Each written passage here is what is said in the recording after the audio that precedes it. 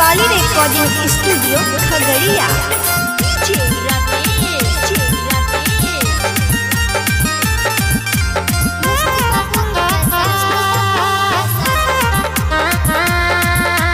Singing by Pramod Bihari.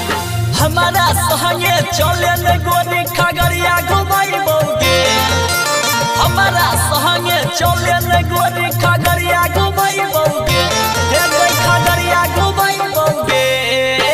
Ramdev Baba के Patanjali biscuit तोहरा खिलाइबोगे, हे गे रामदेव बाबा के पतंजलि बिस्कुट तोहरा खिलाइबोगे। हमारा संगे चले न गोरी सहरसा घुमाइबोगे, हमारा संगे चले न गोरी सहरसा घुमाइबोगे, हे गे सहरसा घुमाइबोगे।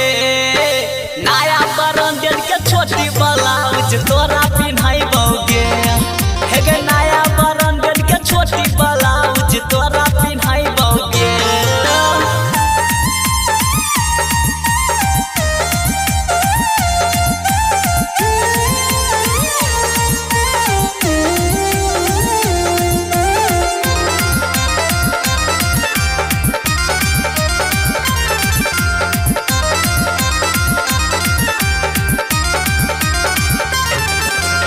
हमारा संगे चले न सिमरी बख्तियारपुर घुमाइबोगे, हमारा संगे चले न सिमरी बख्तियारपुर घुमाइबोगे, हे गे बख्तियारपुर घुमाइबोगे।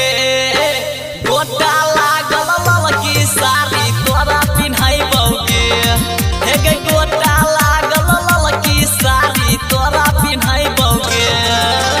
राइटर चंचल प्रमोद भवेश के गाना सुनाइबोगे, राइटर चंचल प्रमोद भवेश के गाना सुनाइबोगे, हे गाय गाना सुनाइबोगे।